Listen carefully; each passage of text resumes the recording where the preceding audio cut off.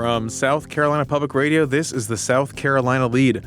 I'm your host, Gavin Jackson, and this episode was recorded on December 1st, 2025 from South Carolina Public Radio Studios here in Columbia. And we have a programming note. In order for you to have a better December to remember, we are having a live taping in the Charleston area. That's right, folks, live taping in Charleston on December 11th at Hobcob Brewing in Mount Pleasant from 6 to 8 p.m. It's a Thursday.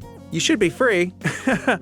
Also, make a good excuse while you're running around town to stop in, have a beer at Hobcob Brewing, and listen to our live show.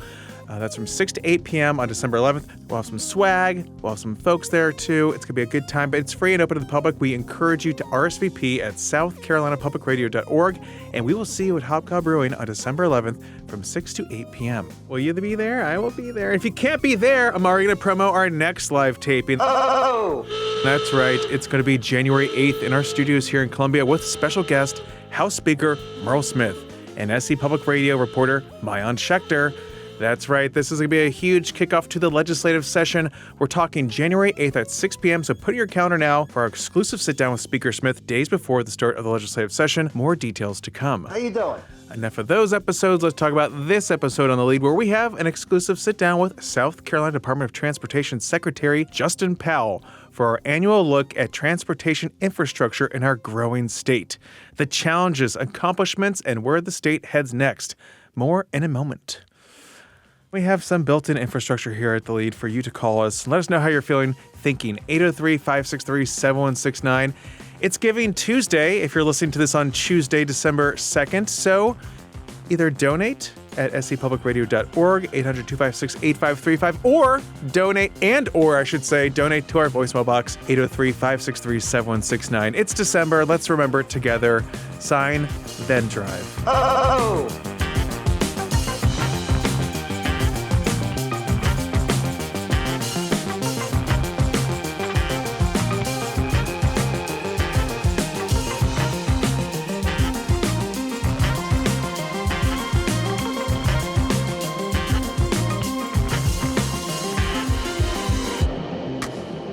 So I was going to drop this episode while everyone was traveling last week for Thanksgiving. Travel, DOT, get it, but figured with some holiday travel fresh in your brain, maybe today would make for a better time to get deep on the highways and byways you likely traversed over the past week with a few million other folks. Sure felt that way, right? You guys know.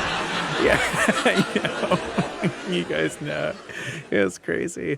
But no doubt you sat in some traffic, saw a bridge under construction, or a highway, or a road, or an interstate junction, or some fresh pavement. Things are happening to the tune of $7 billion worth of work underway right now in our state, with hundreds of millions of dollars more in planned projects in the coming years. Including, we're talking about groundbreakings on Interstate 95 and widenings there, and more projects across the state. It's a lot. That's why we, every year, take a deep look at what's going on. Because it's easy to gripe about traffic or road conditions, but it's another to know what's happening, so you can at least be an informed griper. That's what we strive to do here. Now, I start off by asking Justin Powell to go 30,000 feet above our heads for us and give us an overview, a broad overview about what's going on in our state, and we drill down some more projects. In fact, you can even hear the sound of progress going on because we are sitting at the junction of Interstate 26 and Interstate 95. We love a field interview. These mics are good, so you don't hear too much, but you can just tell that you're outside somewhere. It's a $200 million construction project set to be completed in time for Thanksgiving 2027. But nevertheless, here's Justin telling us about what's going on in the state right now. So right now we have, over the past 15 years, we have really significantly grown our construction program. A lot of that was because of investments made by both the General Assembly and by Congress, but we've been able to grow our construction program from over $1 billion to just under $7 billion. And it's on projects like this one right here. So this project was accelerated thanks to some one-time money given to us by the General Assembly, but is a critical pinch point that we have both on 26 and 95. Over $200 million project that really is helping us move both 26 widening along, but also moving the movement of freight along the 95 corridor as well. But it's just emblematic of a series of projects we've got all going on in all 46 counties. Secretary, I want to ask you, 2026 is a major election year. Yeah. Voters will choose a new governor, and all the candidates, 5 Republicans, 2 Democrats, have all mentioned infrastructure issues in some way or form, negatively, positively, but there's a lot to the backstory there. So have you been having conversations with these candidates about these issues and challenges and efforts to address them at this point? What are you telling them and maybe other folks who are dragging infrastructure in South Carolina? Well, I think I've talked with almost all the candidates about where we are as a state, and I think the story in my book is it's a positive story. But at the end of the day, what we are working on right now is digging out of a 30-plus year backlog that started long before anybody was in office, before anybody was really at the DOT, about catching up on deferred maintenance, and that's what we've been really focused on since 2017. We've been focused on pavements, focused on bridges, focused on our interstates, and focused on safety. But one of the challenges that we see across South Carolina right now is this phenomenal rate of growth that we've seen. So while we've seen a lot of advantages to that, the job growth, the income growth that South Carolina is doing, but when you have the 4th largest state highway system like we do in South Carolina, of a state-owned system, we have that burden, that challenge that comes from that growth. We get the traffic and the complaints that come from it. So we know that the system is getting in better shape, but we know that we're dealing with this new challenge of growth and congestion coming to South Carolina. So kind of a bear with us, pardon our mess essentially at this stage, right? Because there's so much going on. And we've got, you look at it, how much work is going on across South Carolina? Nearly $7 billion worth of construction happening right now. Projects in all 46 counties and projects on every single interstate, hundreds of bridges being rebuilt across South Carolina, thousands of miles of paving going on right now. You have to acknowledge that there is a tremendous amount of work, but there is still a lot to be done and continue to be done in South Carolina. The House created an ad hoc committee looking at modernizing SCDOT. Legislation is expected in January. There's been a bunch of hearings this past year. What have you advocated for? What do you want to see come from this committee? I think there's really kind of about 3 areas. Certainly what I've been stressing is that we have been delivering what we were asked to deliver back in 2017, which was the last time we really had a major roads bill discussion in the General Assembly. I focused on really 3 key areas. One, we've got to get better at transportation planning. We've got to better coordinate our efforts not only with the Port Authority, with our railroads, with our local governments, how that we can make sure that our investment is targeted to deliver the biggest result for the taxpayer. Second, we've got to upgrade our toolbox. We operate really on a toolbox from the 1950s, 60s, 70s, 80s, and 90s. That's not necessarily what we need for 2025 South Carolina and beyond. So we've got to look at new procurement tools, looking at ways that we can bring private sector investment into our system. And then one area I'm really particularly interested in is being able to assume from the federal government the ability to do our own environmental decisions. It's a big priority of the Trump administration, but states as diverse as Florida, Texas, and California have done it. There's no reason why we can't do it in South Carolina. But what we see is that it has an opportunity to accelerate projects by months and years by what our other states have seen. And then third, we've got to talk about funding. The gas tax is flat in spite of all the growth we've seen in South Carolina. Cars are getting more fuel efficient. People are buying electric cars. We've got to figure out ways to make sure that we have a sustainable stream of revenue that can keep up with the pressures of inflation that we've seen over the past several years. When you're talking about the gas tax, well, it's a 12-cent gas tax increase. We're at 28.75 cents a gallon right now, state taxes. But you're talking about trying to raise, $970 million more a year to kind of to close this gap in terms of the needs that the agency sees. How do you go to the General Assembly and say we need $970 million more? Well, again, it's a 25-year plan, so it's not just at one point in time, but I think it's the recognition that if we're going to start tackling growth at the end of the day, and also keep up with the mission that we've had over the past several years of catching up on the deferred maintenance on our state system, it's going to require investment. And I think it can come from a variety of places and sources. And again, that's a policy decision in the General Assembly. But at the end of the day, if there's an expectation that South Carolina doesn't become a victim of its own success, that we choke on the traffic congestion that we're seeing, then we've got to continue to invest in our infrastructure and to keep that momentum we've had over the past several years. And that's one of the biggest issues too, congestion. That's what people have been telling you about. But before we get into all that, EV fees, I feel like that might be an easy lift, if we can say, when it comes to finding some more revenue generation at this time, because our EV fees, I mean, they're meant to offset the gas tax, but they're below the Southeastern average for the most part. So, certainly back in 2017, we were actually one of the first states to have a registration fee for electric and hybrid vehicles. So right now, if you have an electric vehicle, you're paying $120 every 2 years. So basically $60 a year for the privilege for using the road, since you're not paying in that gas tax. But a person who drives an internal combustion vehicle, a gasoline vehicle, they're paying over $200 a year towards the system. So I think it's a question of fairness, of making sure that everybody's paying their fair share into the system. And so I think there'll be a discussion about that, but I think it's an area where we've got to make sure that everybody's contributing towards the maintenance of our state highways. Mm-hmm. And when you were talking about permitting and other things, those 3 areas you want to focus on, is that something that you think we'll see come in legislation this year from the State House? I mean, I think I've gotten a lot of feedback and positive feedback when we've been talking with the Modernization Committee about taking on what's known as NEPA assignment from the feds. That I think it's an easy win. It does mean state has to take on more, but we're already doing a tremendous amount already when we try to get a project up.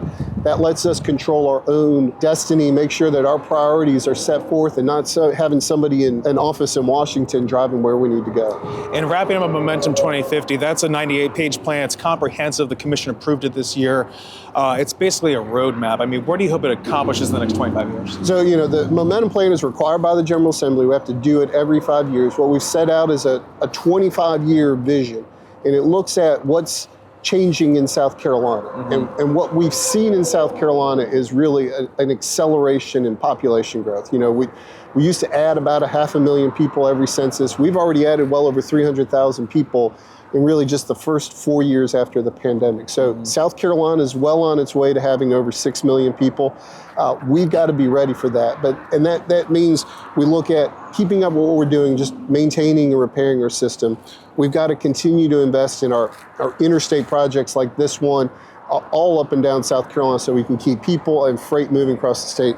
We've got to deal with this dual challenge that we have in South Carolina between our urban areas where, Charleston, and the joke is Charleston's increasingly an hour away from Charleston, but that's not really an untrue statement anymore. No. But then we've got to make sure rural South Carolina, the Bambergs, the Marions, where transportation is increasingly that lifeline to just getting to jobs, getting to healthcare.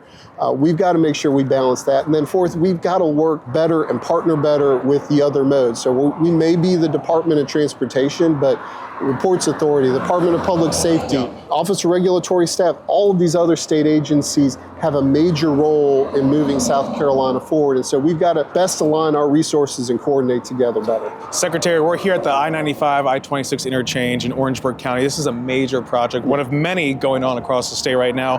Tell us about this project and where it fits in with the 26 widening, and then also what's happening on 95 as well. Sure. So 26, we have 3 contracts actively underway. Our goal is to widen 26 between Charleston and Columbia. It routinely breaks down. A lot of it is just because of traffic partially going between Florida and the north, but it is also traffic from the Port of Charleston and the Port of Savannah coming through. So this is the intersection of all of that activity right now. So this is an over $200 million interchange project. What you're seeing right now are 2 flyover ramps coming over that'll improve the movements between 26, so you're not in that old school cloverleaf kind of movement from there. So it should help alleviate that pinch point that happens routinely on 26 and 95, particularly during the holidays, during the summer.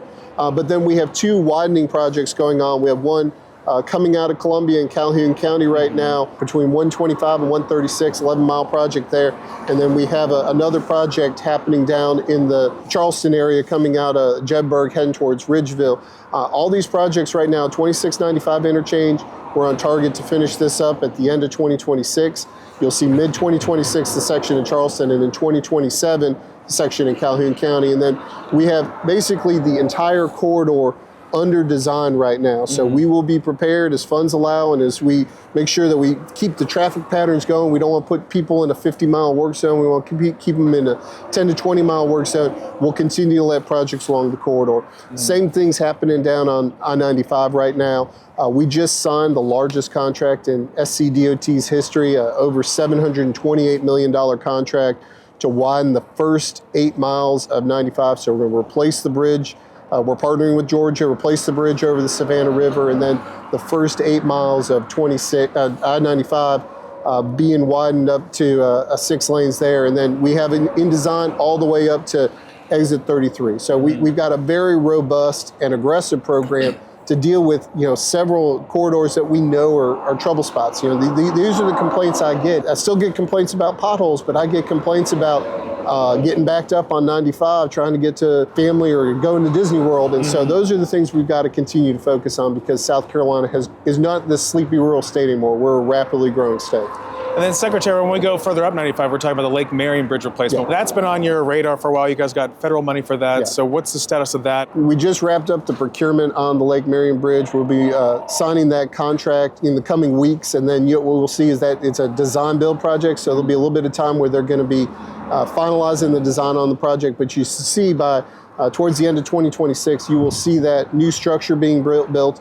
It'll be built for 6 lanes. We'll stripe it for 4, but be ready for that future growth on the 95 corridor. It will include a path for the Palmetto Trail to replace the existing aging structure that's across Lake Marion right now. And then it actually will have a water line being able to be built on it so that clean water can get from Orangeburg County to Clarendon County as well. So major project, just that, long talked about, long sought, never actually got to happen. That's actually going to be coming out of the ground. Last time we talked was last year in August, I believe, and we were in Malfunction Junction. Carolina Crossroads is the rebrand.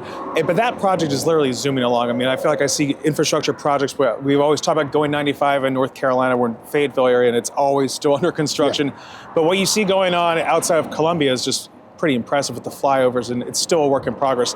It's like $1 billion project, I believe. Is that still on budget? Is that still on time right now? So it's about a $2 billion project. Yeah. We had to resequence that project a few years ago, but what we've been really focused on is keeping it in manageable chunks that the industry can deliver upon. We're wrapping up the first 2 phases, so Colonial Life is at substantial completion, so is the Broad River Interchange. We've just been clearing all of the trees along that corridor, and what that's really helping us do is focus on relocating all the utilities in there. Massive City of Columbia water pipe running through there. Basically every electric and telecommunication line runs through that intersection, so we've got to be able to relocate that. So that's really going to be our next focus in the coming years, is getting all those utilities out of the way so we can start working on the very largest part of that turbine interchange at 26 and 20. One thing folks will see soon is we're already under contract is to widen I-20 between US 378 and Bush River Road. And so that'll be the next big project.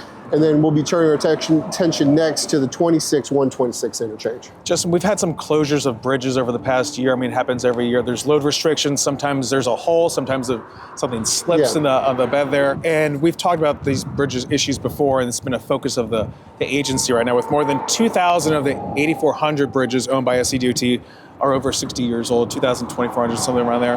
Y'all have received $200 million annually in one-time money from the General Assembly, 2 years in a row now? Is this money making a dent? Can you spend it enough? I mean, fast enough, essentially? So, certainly, the challenge South Carolina has is not a challenge that is not immune to any other state in the country. There are a lot of bridges were built in the 1950s, 60s, and 70s, and that's when we're hitting that point where we're aging out in terms of that bridge infrastructure across South Carolina.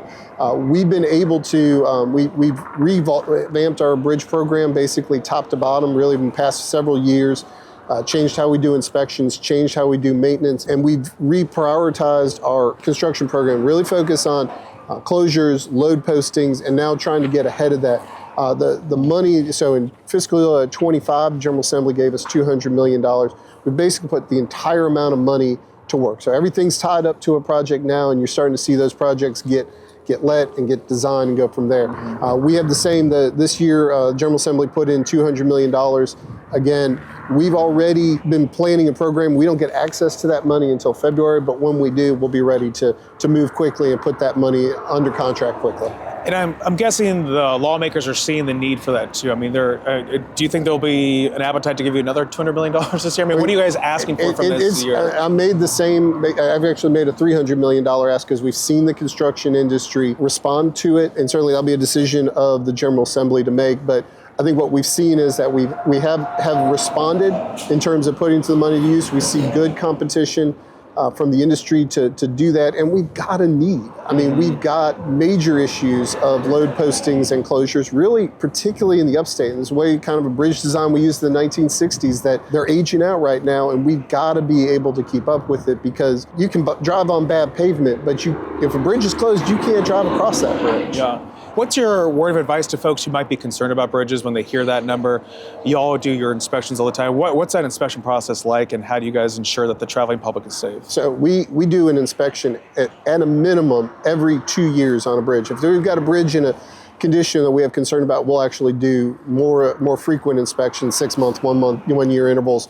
But we inspect every component within an arm's length. So every part of that bridge is being looked at. If there's a safety concern, we'll immediately close it and try to figure out a solution to move on it quickly. But it is evaluated. That's why we put the load postings on there for trucks of a certain weight crossing over. We want to make sure we don't have damage or issues come up with it. But we look at all those bridges every 2 years. We do an underwater scuba inspection on any bridge in more than 4 feet of water every 5 years. So they're constantly being looked at, and then we've put into place maintenance teams in all 7 of our districts, emulating really something we've done in the lower part of the state to emulate in the upper part of the state in the PD, to get ahead of those issues, so that when we have a flag or a finding on one of those inspections, those folks can jump on it and work on them quickly.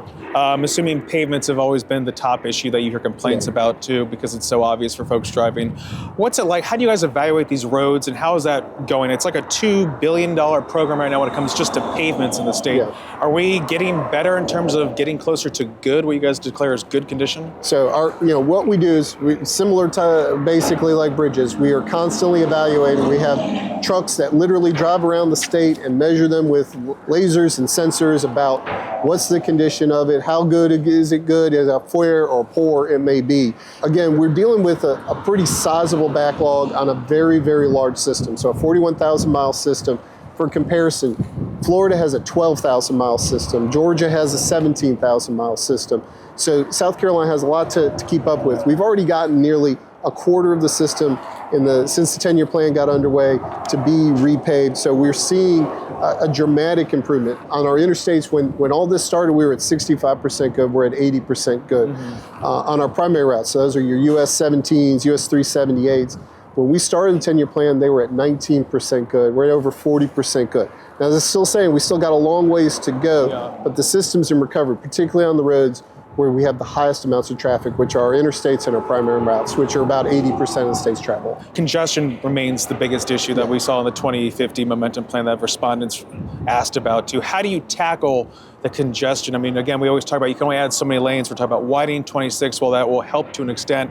You can only widen so many roads, and some roads you can't widen. So how do you handle congestion? How do you change the focus for people to maybe think outside the box on this? Certainly you can widen your way. Those are oftentimes the most expensive, most complex projects to take on. We've been focused a lot on what are quick hit type things, retiming traffic signals, doing intersection improvements, adding turn lanes, those things that can try to move as much throughput through in that same volume from there. But we're looking at different things. Certainly in the Charleston area, again, there's a finite amount of real estate that you can do in Charleston.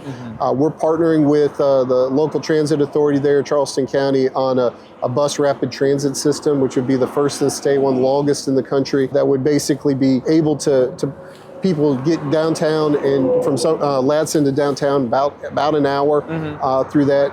That's a major project we're working on. I think one of the things that I think we're hearing from the modernization committee and I think will be discussed in this coming year are looking at things like choice lanes that you have like in North Carolina and Georgia where you can buy your way out of congestion. I think that's going to be something that we're going to have to look at as a tool in our toolkit, particularly in places like Charleston and the Charlotte suburbs and Greenville, of how we can move as many people through within the funds that we have available to us. Is that as close as we're going to get to tolls in South Carolina? I mean, I know we have some limited tolling, but I mean, is there any appetite for more widespread tolling, or is that maybe I think that's going to be the discussion this year, and I think that we're getting to a point in particularly places like Charleston where the projects are getting very significant, very expensive. What are options that we have on there?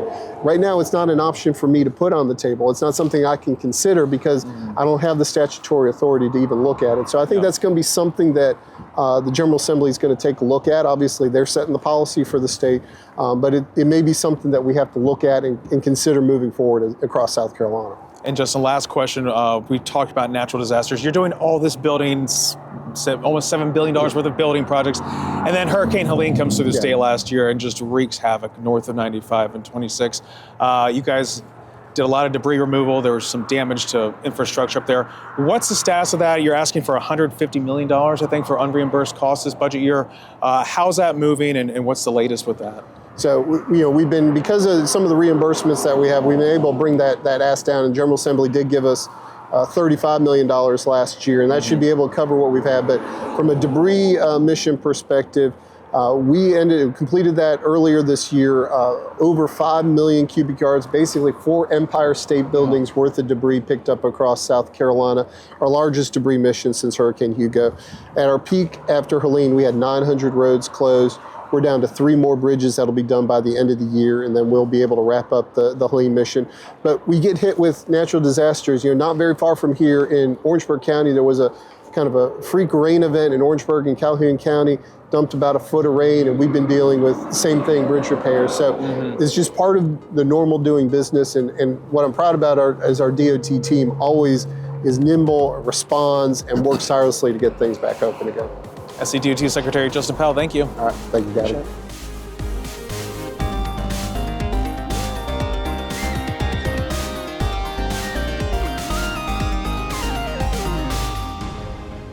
Welcome to the wind down section, our little break from the news. We're glad you're here along with A.T. Shire, lead podcast producer. Hello, A.T. Hello, Gavin. I survived my Thanksgiving week. I'm glad that you're here in the flesh. Here I am.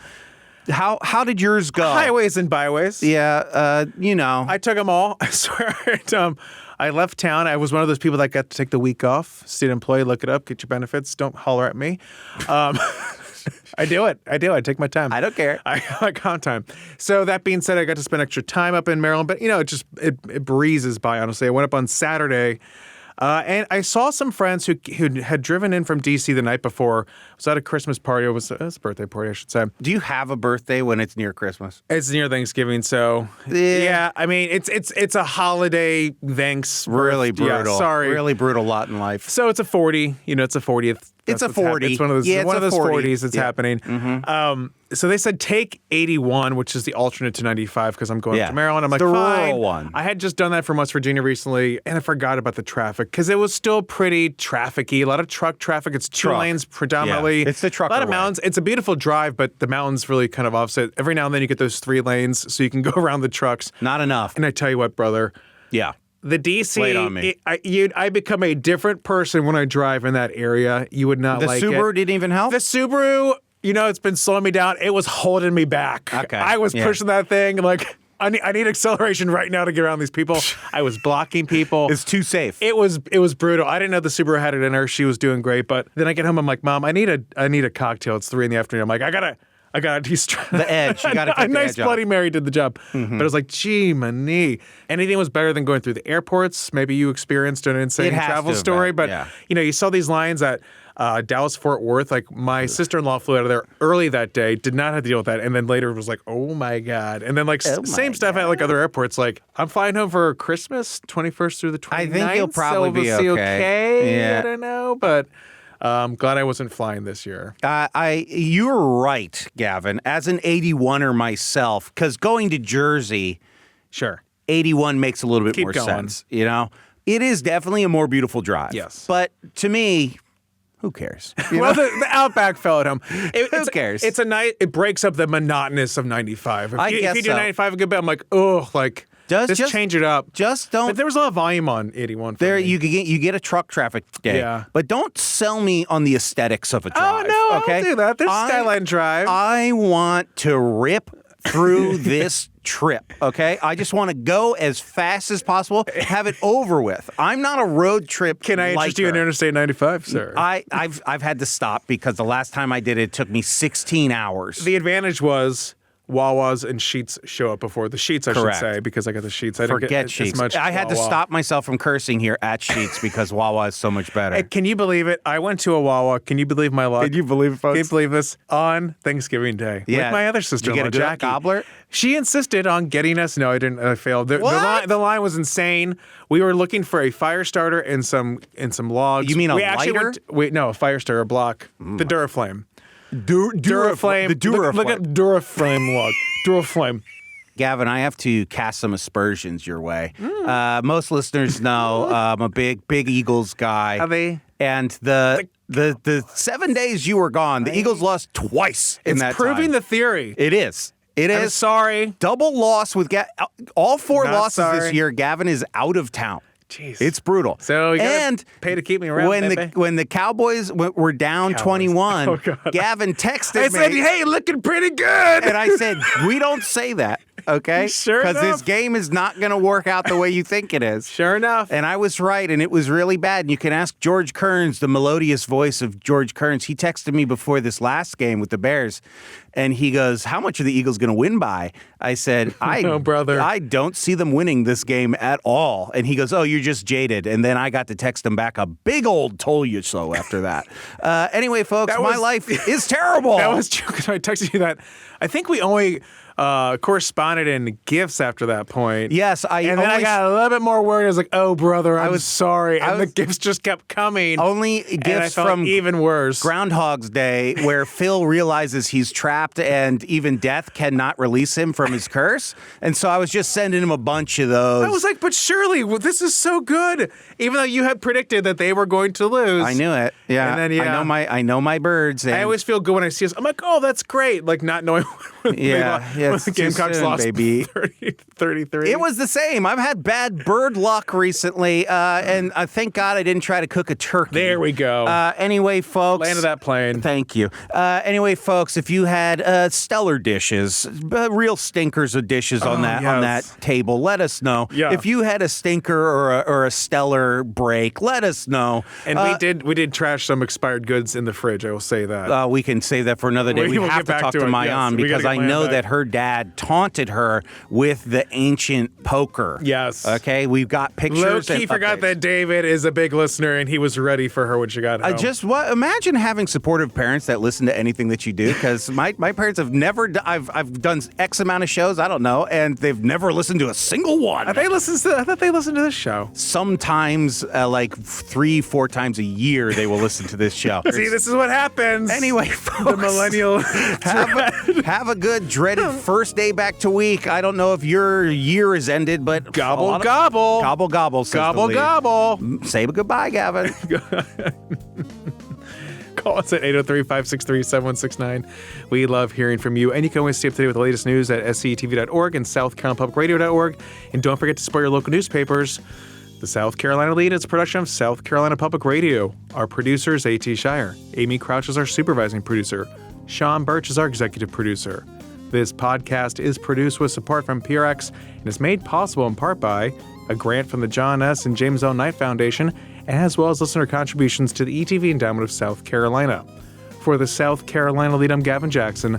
Be well, South Carolina. The Pilgrims would have loved a character breakfast, okay? They're already dressed up. That many buckles? Where do they get so many buckles from? They owed. That's why they were leaving. Their buckle dealer. Oh, no, we'll be back. No, we're not.